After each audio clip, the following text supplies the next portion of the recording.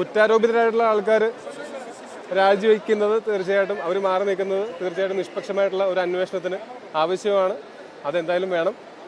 കുറ്റം തെളിയിക്കപ്പെട്ടാൽ അതാരാണെങ്കിലും ശിക്ഷ അനുഭവിക്കണം. അത് നിയമമാണ്. അപ്പോൾ ധാർമ്മികത നിയമം അതിനകത്ത് ഉണ്ട് തീർച്ചയായിട്ടും.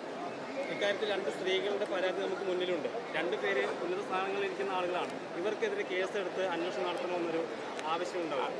നിങ്ങൾക്കുള്ള എല്ലാ ആവശ്യങ്ങളും എനിക്കുണ്ട്. അങ്ങനത്തെ കാര്യങ്ങളിൽ തീർച്ചയായിട്ടും തെറ്റ് ചെയ്തവർ ശിക്ഷിക്കപ്പെടണം.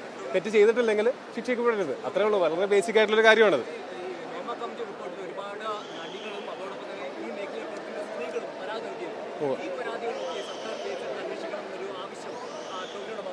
നിങ്ങൾക്ക് അങ്ങനെ ഒരു ആവശ്യമുണ്ടോ?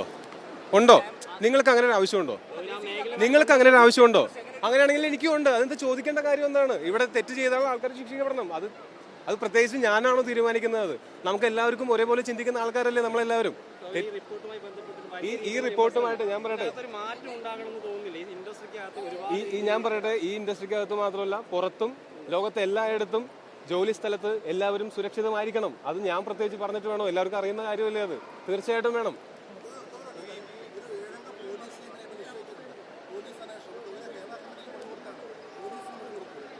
എന്നെ വിളിപ്പിച്ചാൽ കൊടുക്കാണ്ട് പറ്റുമോ? കൊടുക്കും. അത് മലയാളം ഇൻഡസ്ട്രിയിലാണ് ഹേമ കമ്മീഷൻ പോലെ ഇങ്ങനൊരു കമ്മിറ്റി ഉണ്ടാവുകയും ഇങ്ങനൊരു അന്വേഷണം നടക്കുകയും അന്വേഷണം റിപ്പോർട്ട് തയ്യാറാക്കി കൊടുക്കുകയും ചെയ്തിട്ടുള്ളത്. മറ്റ് ഇൻഡസ്ട്രികളിൽ നടന്നിട്ടില്ല.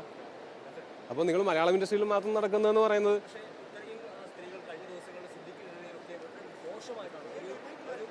അതിനെ പറ്റിയിട്ട് അത് വളരെ സെൻസിറ്റീവ് ആയിട്ടുള്ള കാര്യങ്ങളാണ്. ഇതെല്ലാം ഇവിടെ ഈ നാട്ടിലൊരു നിയമമുണ്ട്. അതല്ലെങ്കിൽ നിങ്ങൾ പറയണം നിങ്ങൾ നിയമത്തിലും സിസ്റ്റത്തിലും വിശ്വസിക്കുന്നില്ലെങ്കിൽ അത് വേറൊരു കാര്യമാണ് ചർച്ച ചെയ്യേണ്ട.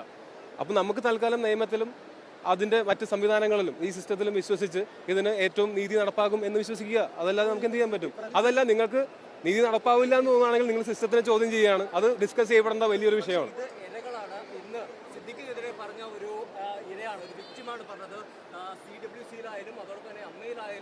WCC? CWC അല്ല, WCC. Get your facts right. അപ്പൊ നിങ്ങൾ പറയുന്നത് ഇവിടുത്തെ സർക്കാരിലും ഇവിടുത്തെ നിയമ വ്യവസ്ഥയിലും അല്ല. അപ്പൊ നിങ്ങൾ പിന്നെ ഞാൻ എങ്ങനെ അതിലൊരു അഭിപ്രായം പറയും? നിങ്ങൾക്ക് അതിനെപ്പറ്റി ഒരു അഭിപ്രായം ഇല്ലെങ്കിൽ ഞാൻ എങ്ങനെ പറയും?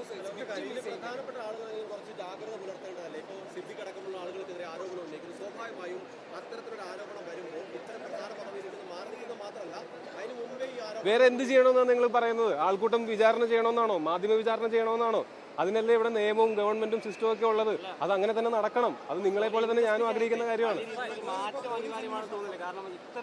മാറ്റം അനിവാര്യമാവേണ്ടത് നിങ്ങളത് TRPക്ക് വേണ്ടിയിട്ടല്ലാതെ ആത്മാർത്ഥമായിട്ട് ഇതിൽ ബുദ്ധിമുട്ട് അനുഭവിക്കുന്നവർക്ക് വേണ്ടി നിങ്ങൾ നിലകൊള്ളണം എന്നുള്ളത് മാത്രമാണ് ഇതിനകത്തുള്ള ഏറ്റവും പ്രധാനപ്പെട്ട മാറ്റം.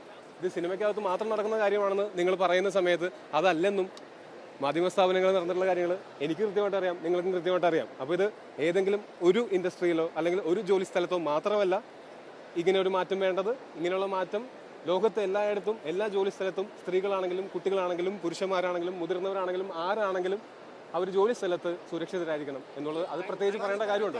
ഓക്കെ.